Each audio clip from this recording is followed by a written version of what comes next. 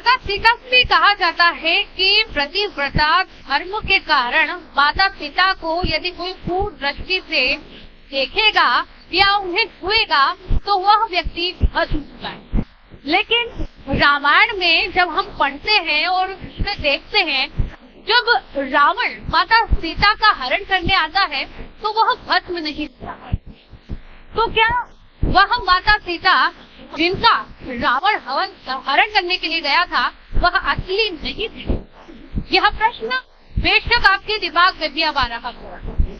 उसी बारे में मैं लक्ष्मी पांचाल इस रिपोर्ट में आपको सारी जानकारी, रामायण की कहानी जो हम आज तक जानते हैं, लेकिन उसमें ऐसा भी है कि रावण ने माता सीता, असली माता सीता का हरण नहीं किया, यानी कि उनका हरण करके जब रावण ले जा रहा था तो वह माता सीता असली सीता माता नहीं थी। जी हाँ, और उनकी जगह कौन थी यह हम आपको इस रिपोर्ट में बता रहे हैं। माता सीता की अग्नि परीक्षा को लेकर सच्चाई बहुत कम लोग जान रहे हैं। अग्नि परीक्षा को लेकर कई कहावतें बनी हुई हैं।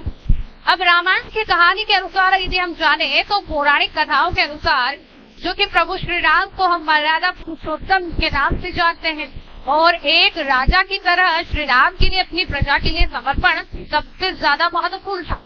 ऐसे में जब लंबे समय तक रावण की कैद में रहने के बाद माता सीता वापस लौट आई तो उन्होंने अग्नि परीक्षा दी।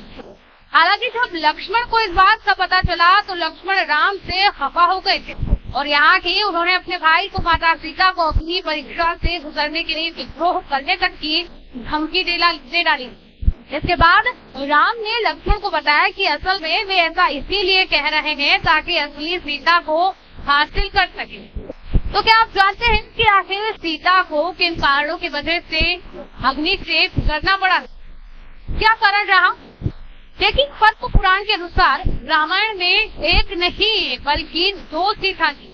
जी हाँ, पहली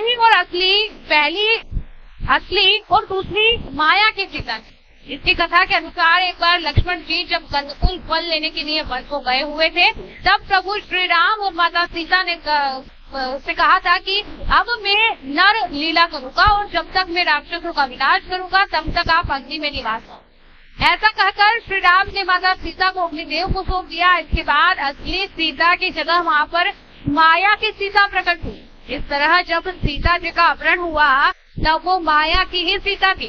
जब युद्ध समाप्त हो गया और राक्षसों का विनाश हो गया तब भगवान श्री राम ने माता सीता को अग्नि परीक्षा के लिए कहा और माया की सीता अग्निकुंड में समा गई। वहीं माया की सीता के अग्नि में समाते ही असली सीता माता अग्नि से बाहर आ गई और इस पूरी अग्नि परीक्षा का सिर्फ एक यही कारण था।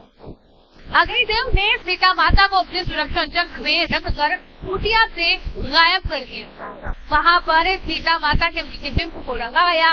रावण ने असल में सीता माता का नहीं बल्कि उनके प्रतिबिंब यानी कि छाया का हरण किया। इसका संकेत इस बात से मिलता है कि जब रावण ने बलपूर्वक सीता जी को पकड़कर रथ में बिठाया तो सीता के प्रतिबद्ध धर्म के मुताबिक रावण को जलकर भस्म हो जाना चाहिए था, लेकिन ऐसा नहीं क्योंकि रावण द्वारा हरी गई सीता असली सीता माता नहीं थी बल्कि उनका प्रतिबिंब यानी कि छाया सीता।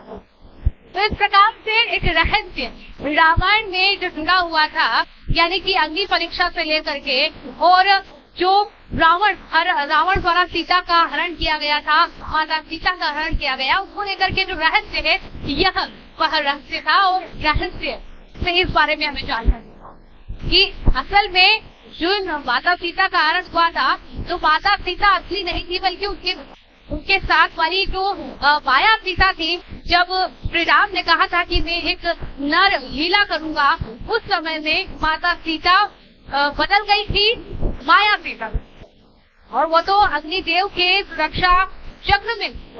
तो इस प्रकार से हमें यह स्पष्ट हो जाता है कि जिन माता सीता का हरण हुआ था वो सिर्फ एक संदेश के लिए रची गई एक लीला थी ताकि कलयुग में भी हम रावण दहन यानी कि आज विजयादशमी जो पर्व मनाया जा रहा है उसके माध्यम से इस संदेश को समझ।